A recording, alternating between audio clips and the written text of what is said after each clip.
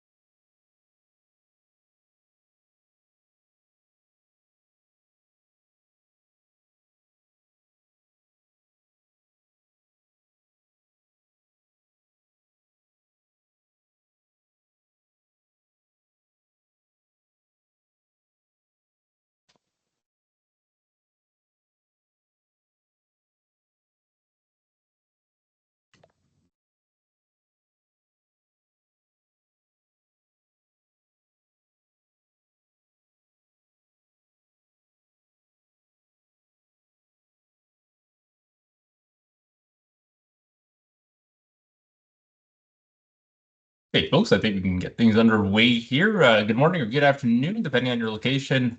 My name is Nicholas Hilario, Interim President and CEO of the Canadian Hydrogen Association. And on behalf of the association and our partners here on the call today, welcome to today's webinar. Just to go through a bit of housekeeping before we get things started here, this webinar will be recorded and the presentation, or the recording rather, will be shared with attendees following today's session. During our presentations today, please feel free to enter any questions that you might have for our presenters in the chat section here on Microsoft Teams, and we'll be sure to get to them during the Q&A segment once we've wrapped up all the presentations. And you'll also be able to turn on your microphones and cameras as well during the Q&A sessions. I think we get started here with the slide deck tourney. If you want to go ahead and share your screen. Or I guess do it on my end if you'd like.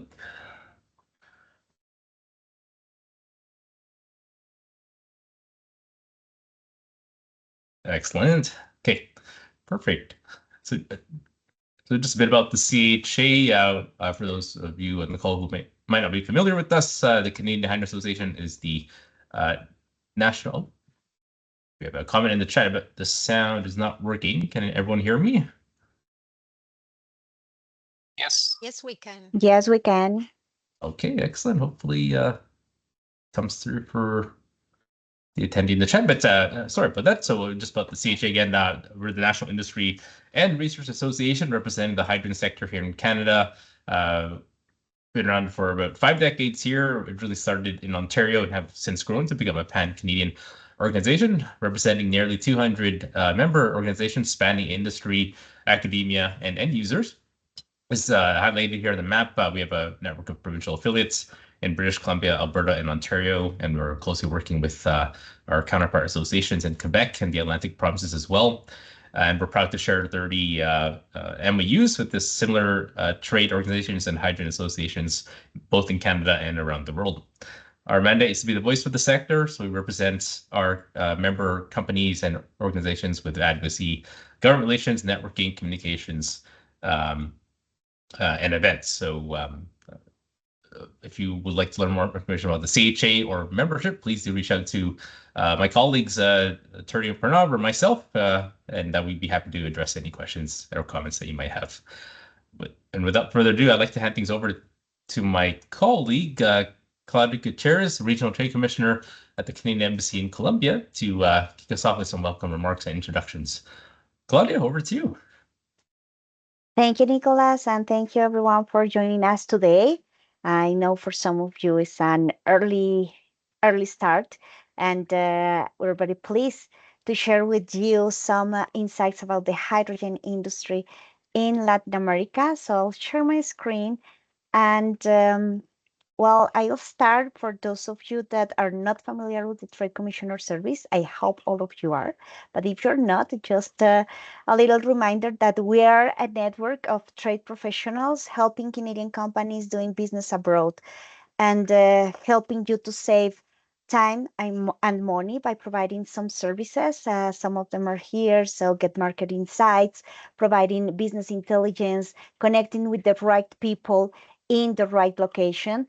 So in Latin America, we have 21 offices covering more than 40 territories. And today, with me, we have a very good representation of those trade commissioners. I'll introduce you to them later on. So why Latin America? So you'll see here the map of our regions, so starting from Mexico, going through Chile and Argentina in the south, and also covering the islands in the Caribbean. Our strengths for producing hydrogen are the region is abundant in natural resources, especially solar and wind.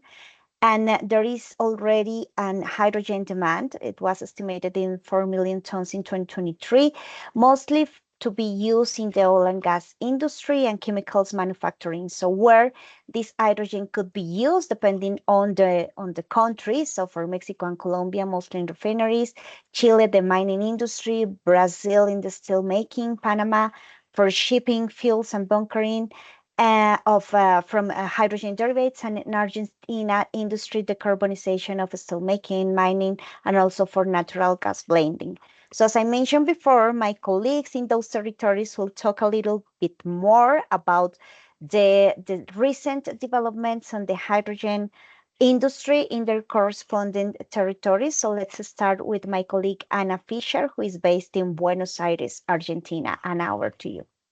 Thank you very much, Claudia, and thank you to the Canadian Hydrogen Association and to Renee also, our colleague based in Chile, for coordinating this session and inviting me to speak on the Argentine market.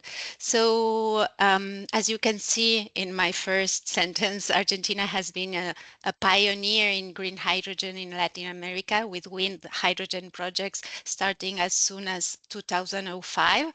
Nevertheless, the development has been very slow since, mainly delayed by economic instability, policy uncertainty, and a clear government focus on boosting fossil fuel development from vaca muerta and conventional shale play. That's where all the eyes are right now, and so hydrogen developments have been delayed, unfortunately. The situation, nevertheless, should improve shortly as the Argentine economy and politics stabilizes and the government enacts the lacking regulatory framework and an incentive regime for hydrogen that is currently under development. We hope to have news anytime soon, maybe before next year, let's say. So interesting, Canada has played an initial role in Argentina's hydrogen journey Back in 2005, the Hydrogen Research Institute of Université du Québec donated an electrolyzer for a demo plant in Santa Cruz province in Patagonia. You'll hear Patagonia a lot over this presentation. The project focused on the conversion of a gasoline fuel engine vehicle into a hydrogen compressed natural gas blend. That was really a pilot and demo project, and there's nothing more about that in Santa Cruz province. But since 2008 also, two hydrogenic electrolyzers have been operating in the province of Chubut, also in Patagonia, at the High Chico wind hydrogen plant. The hydrogen that is produced there is blended with natural gas for generation, power generation.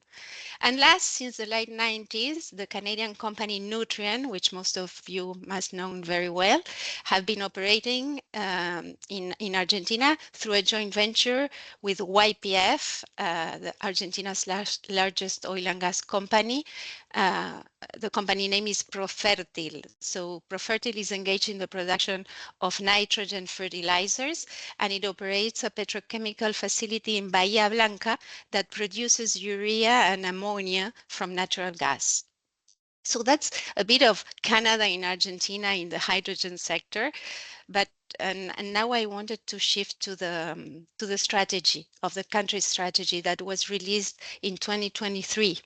So the country already produces hydrogen, gray hydrogen, 400,000 tons per year is the production from steam methane reforming, mainly for the fertilizer, oil refining, steel and methanol industries. And this existing demand could offer a good starting point for low carbon hydrogen development. However, no carbon capture and storage projects are operational in Argentina to date, although some pilot initiatives are underway and a carbon capture atlas is under development, under validation. There's an atlas, but it needs to be validated. Argentina's hydrogen strategy foresees a production potential of 5 million tons per year by 2050. 20% of the production would be for domestic consumption, while 80% would be for export. So Argentina clearly aims to become a green hydrogen export hub for Europe and Asia. And most of the projects under study are really large-scale, multi-million projects. They are almost all located in the Patagonia region, taking advantage of the excellent wind factor capacities. And you may have heard of some of them, like the Pampa project from Australian company Fortescue. That's an $8 billion project in the Rio Negro province, or the Gaucho project in the province of Santa Cruz, also in Patagonia, from RP Global from Austria, and Austral Hydrogen from MMX from the US down in Tierra del Fuego. The key the key thing of this is that all the projects are in feasibility stage. Let's say none has reached FID, not a single one. Another thing I wanted to mention is that Europe has shown a lot of interest in Argentina's capacity to supply them with green hydrogen. The agreements have been signed with Germany, the Netherlands, and the European Unions. Those are generally MOUs or non-binding agreements to support the development of projects in the Patagonian region. So there's a consortium of companies gathered under the H2R consortium that is led by YPF Technology.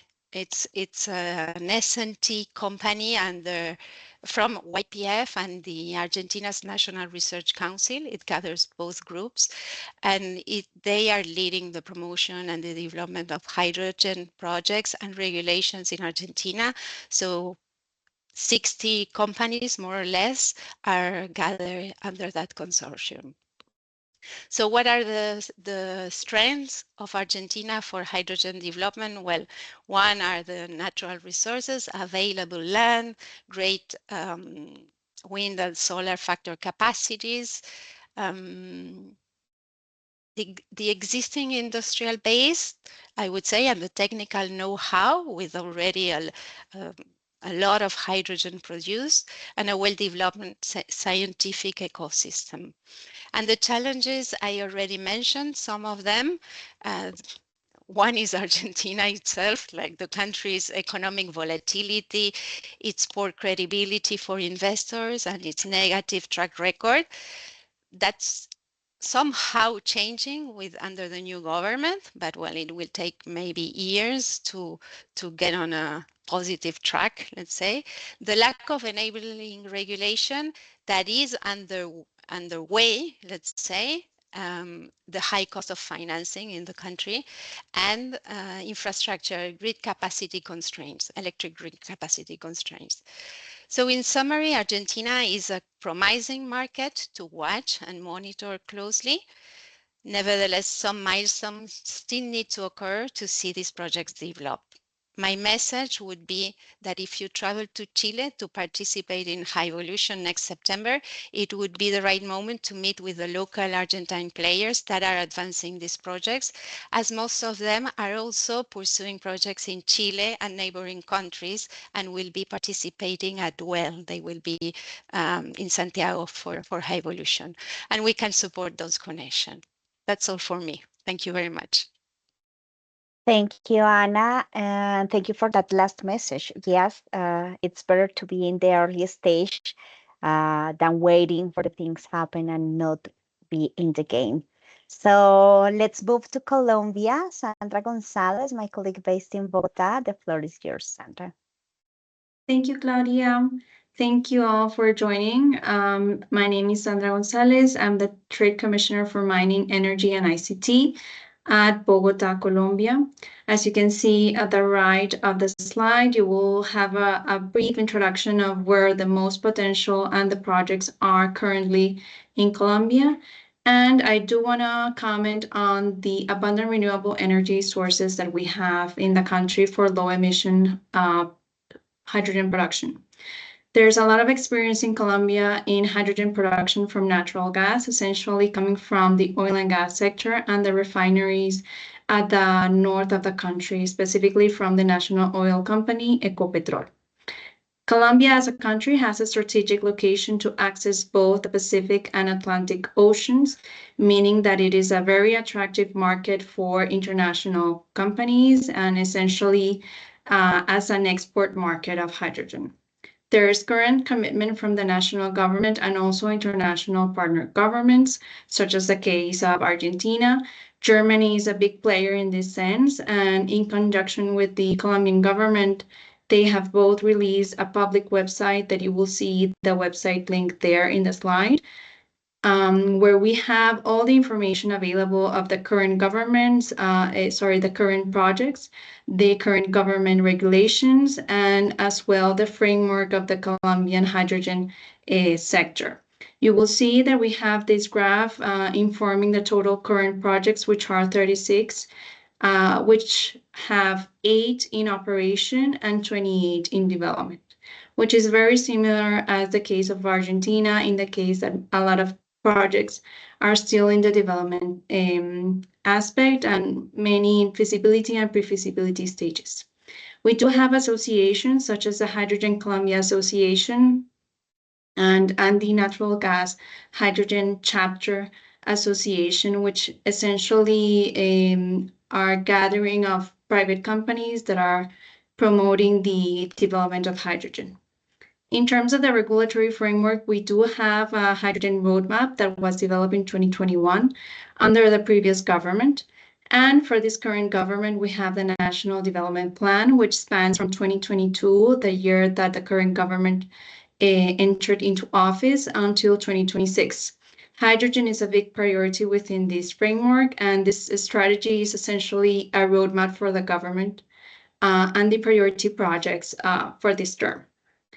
We do have a roadmap that was released last year around sustainable aviation fuels, which is becoming increasingly important and has a relationship with the hydrogen development in terms of the renewable energy sources. We also have different public policy and regulations for the hydrogen economy that you can also consult in this website that I mentioned before, which essentially are laws and decrees that enable the hydrogen economy. We also have demand side incentives for hydrogen and its derivatives. And we also have commitment to green fertilizers from other different entities within the government, such as the National Planning Department and the Ministry of Finance. Having said that, we do have some challenges, which I suppose are not strange to you. Economic factors are really relevant. Obtaining finance for the development of these projects is essential. Environmental factors, essentially relating to environmental licensing and social licensing, which are both a requirement for these types of projects that are currently being developed in the country. And they have different influential areas within the country. And we have the indigenous communities, such as the case in Canada, and different types of communities that need to be consulted for the development of these projects. And at the end, I do want to talk about the technological factors. There are some different technologies that are being considered to the development of hydrogen. And this is where I think Canadian companies come into play in terms of the different developments and the offer that you bring to the table. You will see a small image where you can find circles, yellow circles, in which you can find the different projects that are both developing and in operation in the region, in the different regions of the country. This is it for me, and I hope this was useful for you. Thank you, Sandra. Good to know that Colombia is advising on the regulatory framework. That's quite important in general, and not only for Colombia, but in general for all the countries to be able to develop and advance in the hydrogen production. So let's move now to Uruguay. So I invite my colleague Ana Clara Acuña, based in Montevideo, to talk about the projects and the progress in the hydrogen sector. Welcome, Ana Clara. Hello, thank you, Claudia. Thank you, other colleagues, for being here. And it's a pleasure to be here with you today. Thank you for the association also for organizing this webinar. And well, I will try to be quick as possible. So to explain a bit of the development of the hydrogen in Uruguay. Uruguay is a small country, but it has a big energy story. Over the past decade, it has transformed its electricity matrix, achieving over 90% of the renewable energy generation is primarily from wind, solar, and biomass. This achievement has earned a lot of international recognition from IRENA and REN 21, position Uruguay as a global leader in the clean energy. Now the country is entering the second phase of this energy transition, which the aim is decarbonizing the sectors that still rely on fossil fuels, such as the transportation and the industry. So at the heart of these strategies where green hydrogen lies. So in 2024, Uruguay updated its green hydrogen roadmap that was created in 2022, setting out the clear ambitions and goals for 2040. So the targets are to have 1 million tons of green hydrogen produced annually, 1.9 billion in annual revenue, over 3,000 quality jobs. And the idea is to have installed 18 gigawatts of renewable energy and 9 gigawatts of electrolyzer capacity. The roadmap is divided in 3 phases. Until this year, the idea is to focus on the regulatory and technical foundations. And start launching projects, pilot projects, like having, for example, bikes going with hydrogen, green hydrogen. The phase 2 is from next year to until 2030. So the idea is to scale the production and start the export of the hydrogen and its derivatives like e-methanol and e-fuels. And then the third phase is from 2013 onward to consolidate Uruguay as a global exporter of green hydrogen and ammonia. So why Uruguay, you may ask, and I may say that there are abundant renewable resources and biogenic CO2. It's maybe not the best if we think of like them alone, but it's a very good mix when you think it combined. It's the one of the countries for the best. Then the other consultation what I have led is the competitive production cost that Uruguay have is projected of having hydrogen prices between 1.2 and 1.5 US per kilogram by 2030. And then Uruguay is well known because of political and institution stability. Uruguay and Canada are like-minded countries sharing important values for democracy, low corruption, human rights. So if you look at the indexes in Latin America, in the Americas, Uruguay and Canada are also on the top, are always on the top. So it's very good and strategically located. It's well developed the logistics for access the Latin American market, but also the Atlantic connection to link with the EU. And while it has a strong commitment with sustainability, over 90% of the forests are certified. That's very important because some of the projects are linked to the forestry industry in Uruguay. There are 5 big large-scale projects already announced. You may have heard about HIF Global, Enertag, Kairos, HG824U. That's another one that is combined with Uruguay and the government of Uruguay, that set up a funding for specifically a sectoral funding for this project. And the idea of all of them is to produce e-fuels, methanols, fertilizing, and the heaviest transport. That's specifically the Kairos, that is a public-private consortium. That is Ventus, Freilog, and Hyundai Fido Car. This is the one that's already starting the plan to be built. It's financed by Santander, and it's linked with the forestry industry. Monte de Plata is one of the main pulp plants that's going to be used in these heavy trucks. So where I may say that these Canadians could take advantage of, I could say that providing technology and equipment for these projects that are under development. Then it could be also for collaborating on training and knowledge transfer that or the Uruguayan industry may to need to develop the industry and then participate on those infrastructure, logistic, and energy storage projects that are ongoing and will be suitable for these industries. In short, so we can continue. Uruguay is not the big market, but it has a lot of promising opportunities, and it's a strategic partnership to be here in the region and in a stable country to look at the region. So yeah, that's for me today. I'm available definitely for question and to continue discussing. Thank you. Thank you, Ana Clara. So besides developing the projects and providing the equipment, you mentioned something that is quite important. It's building capacity and the role of Canada in that capacity building and training and sharing the knowledge on the innovation. That's another aspect that we should take a look at, and it's quite important to mention it. Thank you for that. Now moving to our host country for this business mission. So I invite Rene Plouffe to talk about Chile, and then we'll have an expert guest speaker to go more in deep about the opportunities in Chile, in Latin America. Rene, the floor is yours. Thank you, Claudia. Good morning, everyone, and thank you for being here today. As did my colleagues from Argentina, Colombia, and Uruguay, I'd like to share some general characteristics, in my case, of the Chilean market. Chile is considered a frontrunner in Latin America for the production and export of renewable hydrogen and its derivatives. Chile is striving to become a top player in the green hydrogen economy, aiming to produce the world's cheapest green hydrogen by 2040.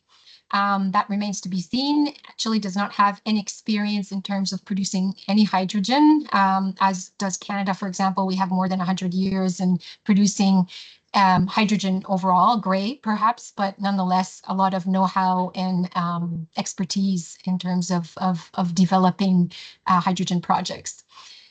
Secondly, Chile has abundant renewable energy resources, and as we all know, a major factor affecting the cost of green hydrogen production is the availability of renewable energy.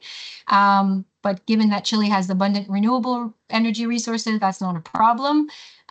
So the country is highly competitive in green hydrogen production, which makes it a potential hub for this green hydrogen.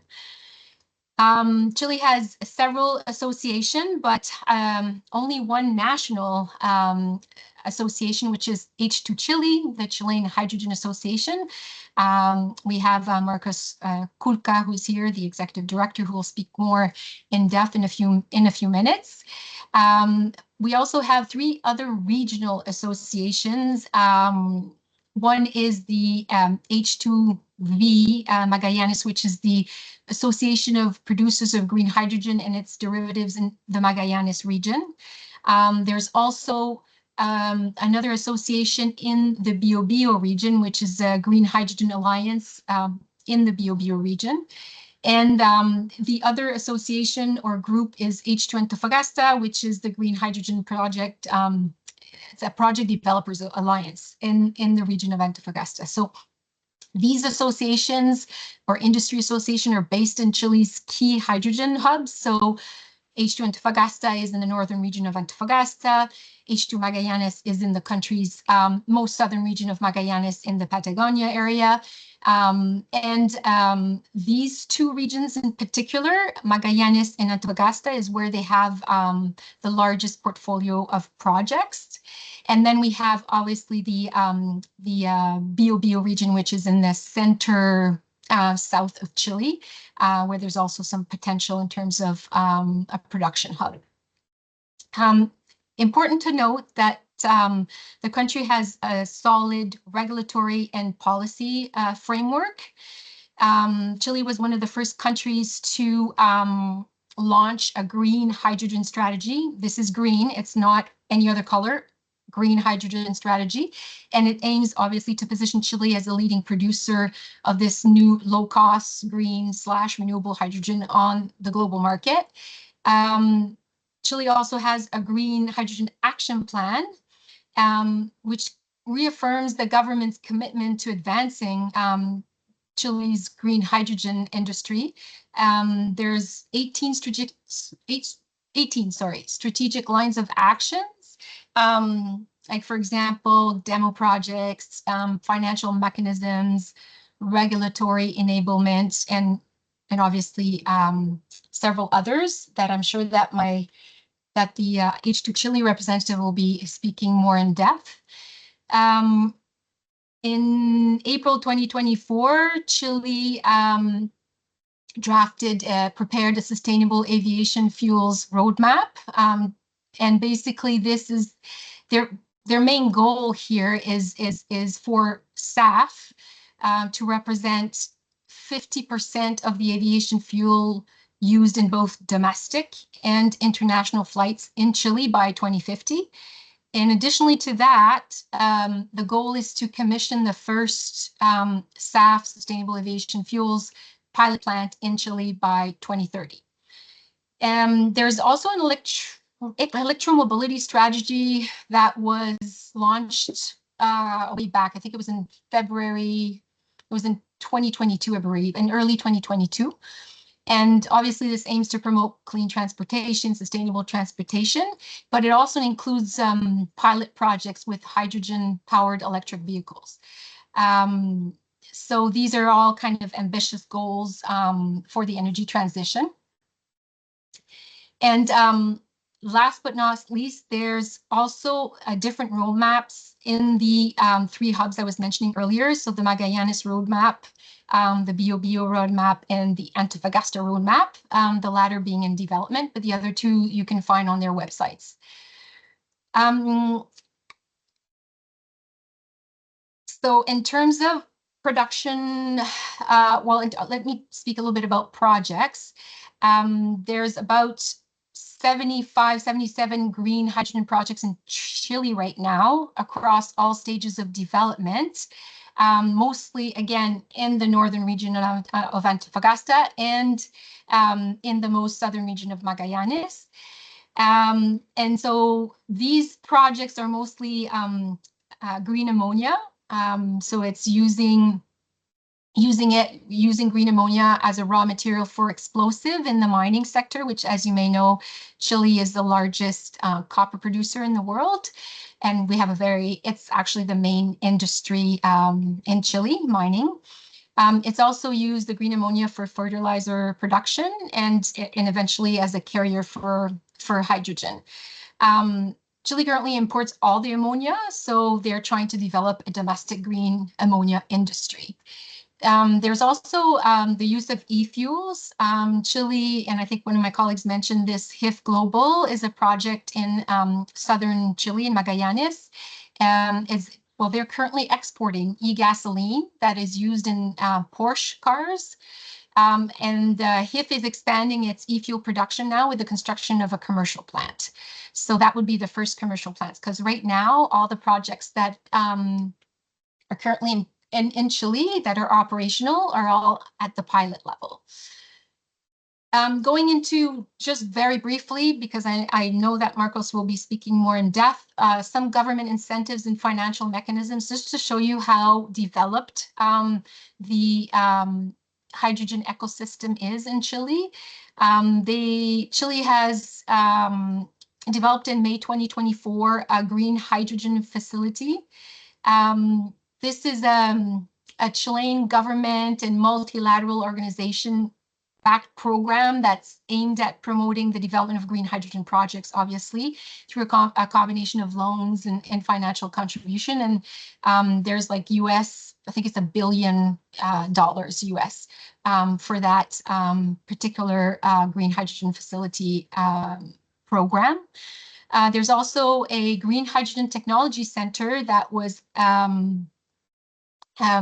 granted, or I should say awarded, by the Chilean Economic Development Agency, called Corfo, to develop infrastructure, technical capabilities, and human capital for the green hydrogen industry, but in this case, in the Magallanes region. And I believe it's about like $6.4 million US dollars in terms of this Green Hydrogen Technology Center. There's also concessions of state-owned land for renewable hydrogen plants. This is actually Chile's Ministry of National Assets that oversees a program called Ventana al Futuro, or Window to the Future, which facilitates concessions of state-owned land for both renewable energy plants and green hydrogen plants.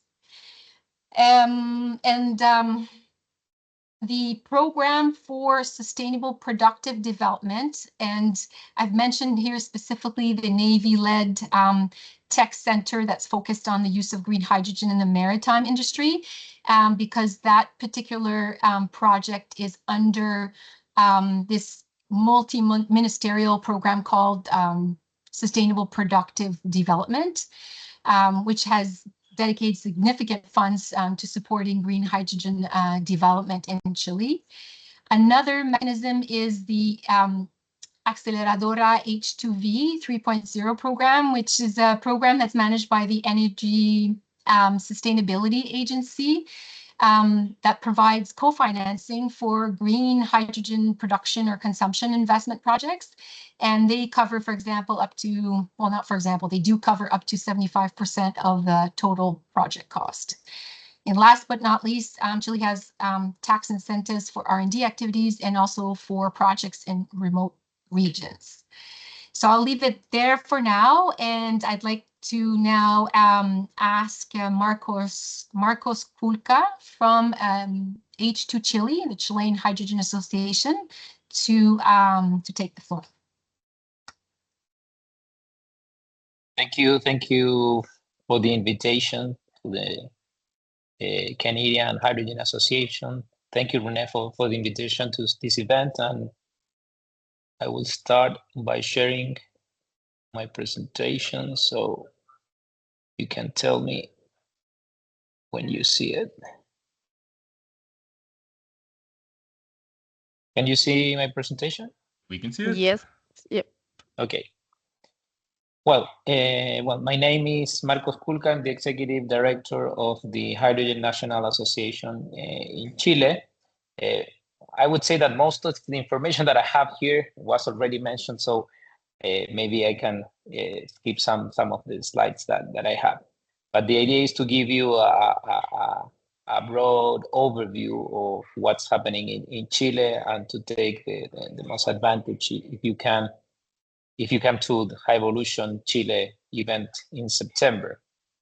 Mainly about ourselves, this is a very young association, although within the green, hydrogen and derivatives associations, we are even maybe an old one. We started 8 years ago, and the first mission is, of course, to be a promoter of the zero emission development of Chile and through hydrogen and their derivatives.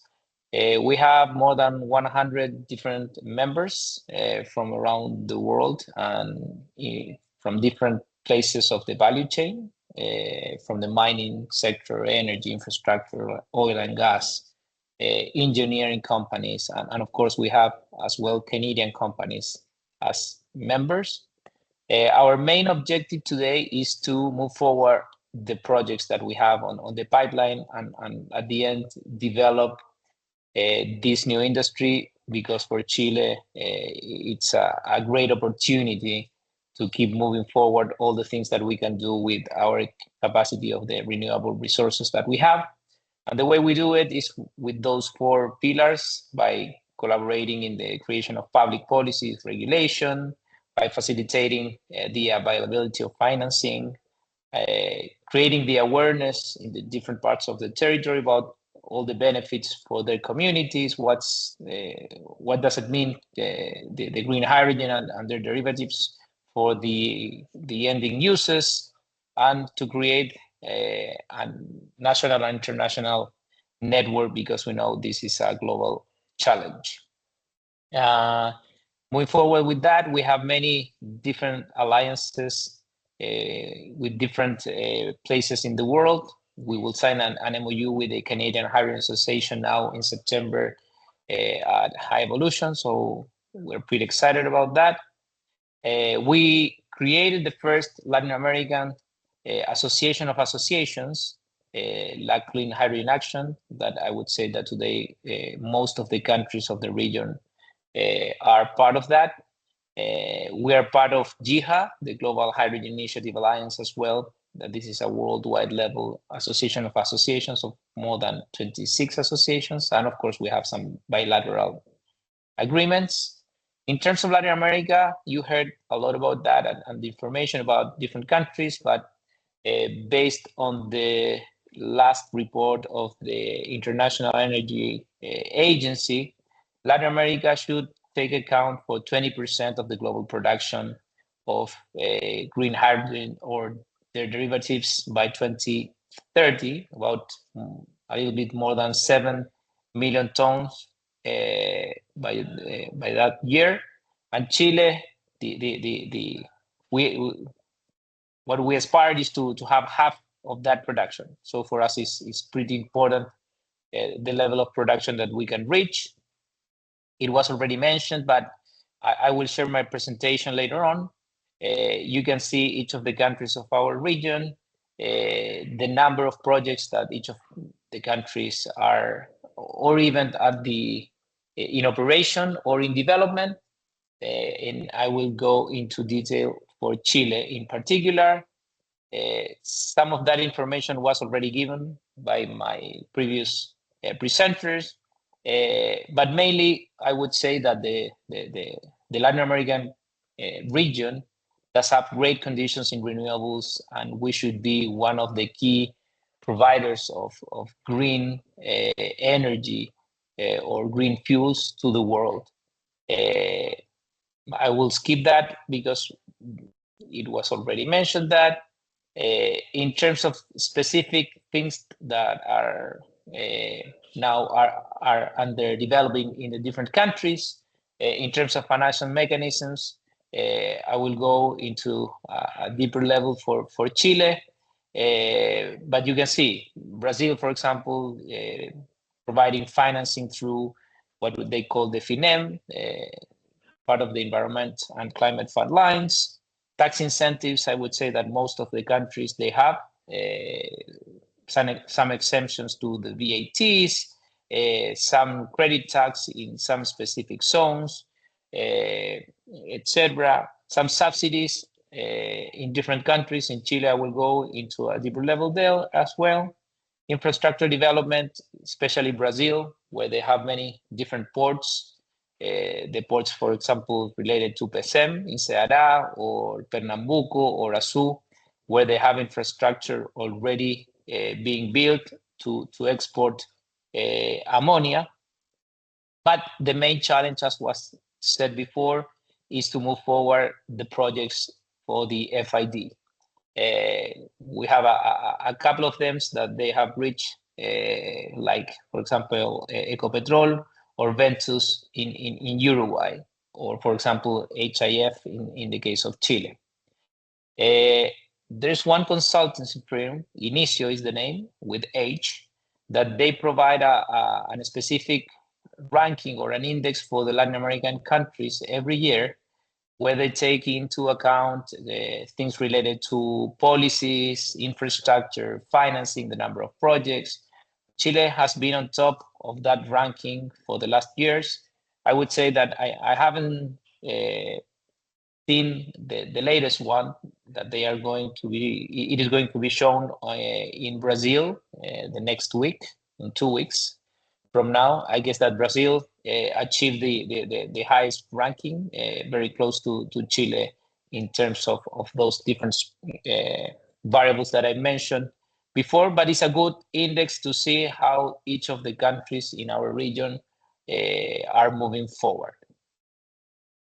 In terms of the renewable sources that we have as a country, in the mid and long term, Chile should be one of the cheapest producers in the world, because we have, like many other countries as well, but we have the driest and the highest radiation in the Atacama Desert, and in Magallanes, maybe the strongest winds that those produces factors of the different plants, wind and solar, especially wind in the south, of 60, even 70% of the time running. And as you know, to produce hydrogen or the derivatives, like 70% of the cost comes from the energy source. So it's very important. So I will not go further on each of the reports, but we have many different reports, and in each of them, Chile is on the top 10 countries that will provide to the world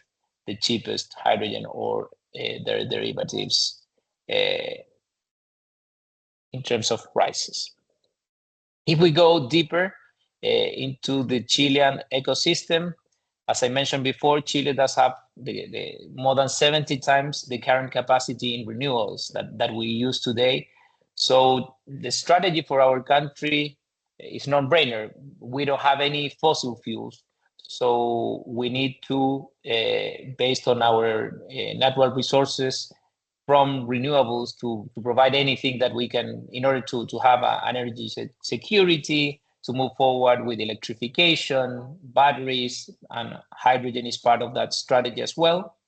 The main strategy for the country is to become one of the key sources for e-fuels, green ammonia, green steel, green copper, lithium, and the aspiration is to have at least between 10 and 20% of the market share on those specific products.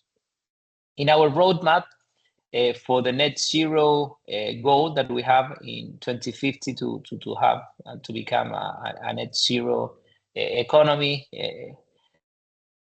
hydrogen accounts for 1/4 of that strategy. So as you can see, for our country is very, very important the way that we can apply and implement the different products related to hydrogen.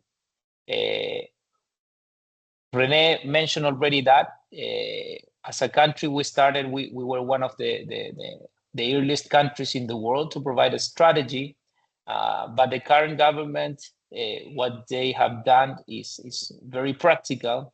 We created what we call the action plan, where we have been working for more than a year and a half to understand what are the critical bottlenecks that we need to overcome in order to get to the milestones that we have as a country. So we have identified 18 main lines of action and 81 specific things that we need to do in terms of, as you can see in the different boxes, governance and multi-actor participation, in terms of the information to our society, financial aids, things in order to speed up the environmental process, the permits that we have here in Chile, the regulatory aspects in every part of the applications and the uses, etc. If you would like to understand that in a more detail, you can have that report from the energy minister that is on the site. It was very, I would say, intelligent in terms of the government to split that in 2 stages. So the first stage is mainly to overcome the things that we need to have in place to promote the foreign investors, and the other stage that is from 2026 to 2030 is more related to the operational part. As Rene said, we built as well a roadmap for SAF that is important as well. As you know, there are some mandates at a global level, especially in Europe, that they will require to start replacing part of the fuels for the aviation industry. And the goal for Chile is to have SAF representing 0.5% of the national and international aviation fuel in Chile. In terms of the incentives, Rene mentioned that as well. We have a bunch of different tools depending on the stage that we will require in each of the projects. But we have what we call the Green Hydrogen Facility for $1 billion.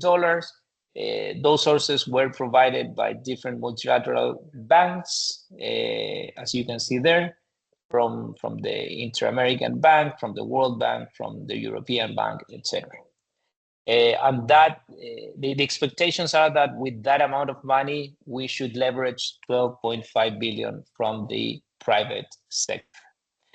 As well, what we have is, for example, what the government is looking for is to have at least, besides the investors, to have some local capabilities and strategic capabilities to create better jobs. So they just awarded those grants related to local components for electrolyzers. Those were awarded to companies related to China, Chile, and Spain. As you can see, $25.6 million.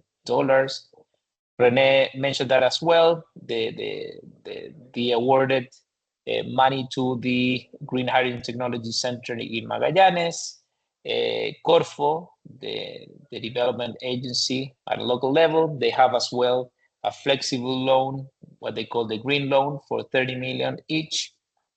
That's important, especially in the stages that we are, where we need the DevEx part, the development expenditures, where some projects start struggling to move forward to the FID, to have that bridge financing. So this loan, although it's not a large amount of money, is critical on the very early stages. Corfo as well has conducted the request for information for local wind manufacturing companies, like the one that I mentioned with electrolyzers. Corfo as well, they have some technological programs, what they call it DPTEC, that they can provide 8 million in funding for different projects. If we take a picture today about the situation of the projects in Chile, we have mainly 3 main hotspots, as Rene showed. One is in the south, related to Magallanes. The other one is in the north, where the copper mining industry is based mainly, and the desert of Atacama as well. And the other is Biobío, that is in the center south, mainly for local demand, where we have the chemical companies, steel, cement. Those are critical industries to use hydrogen as one of the sources for the energy process. In terms of projects, we have 77 projects announced, more than a growth rate of 750%. We know that that's not enough because we need to move forward those projects. That's the Chilean map, long and thin and very narrow, as you can see, but with many, many logos, because you know that most of the projects related, for example, for the production of ammonia, those are huge and large-scale projects, so they need consortia to be implemented. From those 77 projects, if we get on a deeper understanding what's happening there, 49 of them are related to the production of hydrogen and derivatives, and the other one are more related to applications at the local level. Antofagasta, in terms of the number of projects, they have 26 projects, and Magallanes 21. Most of the projects are at the pre-feasibility or feasibility stages, although we have already 14 projects that they are already operating, mainly on the transport, related to the transport industry. We have already, as you can see, 6 projects that they already got into the environmental permit process. For you to understand, each of those projects, the ones that are related to ammonia, those are projects of from $10 billion to 16, for example, $billion, and we have already a portfolio of $40 billion only with those 6 projects. Many of them related to ammonia, as you can see. In terms of the local demand, as I mentioned, most of the projects are related to transport. We have already some heavy trucks that are already in Chile. The regulation was passed like 1 week ago, so those trucks, they already can be at the roads. We have some locomotive in the north from ANSA, from the mining company that they imported from China. We have some buses. We have some projects related to blending, synthetic fuels. So that would be my presentation. I hope you got at least a view of what's happening in Chile and the situation. And I know that now we have time for questions that can answer if you have some questions. Thank you, Thanks. Marcos. Yes, we'll have some couple of minutes, but before that, I want to pass the floor again to Renee because you want to invite us to participate in this business mission to High Evolution in Chile that is happening in September. And that will be the perfect place for you to meet the key players in the industry in Latin America, not only from Chile, but we'll have participation from the countries that spoke today. So we'll have participation from Montevideo, Colombia, Argentina, also from Ecuador. So Renee, please let us know what will be the program in Chile, and I hope all of you can join us. Yes, thank you, Claudia. So it's pretty straightforward. High Evolution Chile is taking place on Tuesday, Wednesday, Thursday. So the idea, as you can see from the slide, is that people arrive in Santiago on a Sunday so that we can start on Monday, September 1st with a briefing and also a Canadian hydrogen capabilities roundtable, which is basically where you would be giving a pitch. Each of the companies participating would be giving a pitch to a hydrogen project director. So one of the large projects that Marcos was making reference earlier, one of the 6 projects, for example, that would be probably 1 or 2 would be present for you to speak to them directly and find out what their business needs are. And then we would follow after that in the afternoon with a technical site visit to a hydrogen project nearby. Then on Tuesday, inauguration of Hyvolution Chile, and then that's when the exhibition and the Congress starts from 10 to 6:30, as you can see. And during those 3 days on September 2nd, 3rd, and 4th, you would also have B2B meetings that would be pre-scheduled or pre-arranged for you in accordance to your business needs. So again, Wednesday, pretty much the same thing as Tuesday, except we have an amazing networking event, which is the Green Hydrogen Night from 7 to 11, which is always a great success. And on Thursday, again, the exhibition in the Congress and the B2B meetings that would be pre-arranged, and a departure on Friday, September 5th. So when I'm talking about the exhibition, we will have a stand, a large booth, where each of you would have a counter within that space so that you can promote your company. So the idea is that you would be at the exhibition, and when you're interested in a particular subject area at the Congress, because there's a simultaneous interpretation, because a lot of the speakers can be Spanish speakers. But that said, they do have simultaneous interpretation, which is helpful. So that's pretty much what we have envisaged for you for that week of September 1st to September 5th. So I hope it's clear, and hope that you can join us. If you're interested, please just drop a line to either Nicholas from the Canadian Hydrogen Association or myself. Yeah, and we'd be happy to give you further information about the business mission to Chile, or to Hyvolution Chile. And as mentioned earlier, it's not only Chilean stakeholders that you'll be meeting, but also Argentine, Colombian, and Uruguayan, and potentially also Ecuador. Thank you. Thank you, Renee, and thank you to all of our speakers today. Just a note that if you would like to attend the Hyvolution Chile show, you may join the CHA as co-exhibitors and receive some partial reimbursement for your travel costs. So if that is an incentive as well to join us in Chile. With that, I would like to thank everyone for joining today's webinar. The recording will be sent out later today along with the slide decks used today. And that marks the end of the webinar. Have a great rest of the week.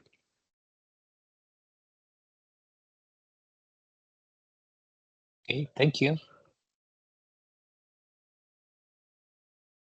Thank you.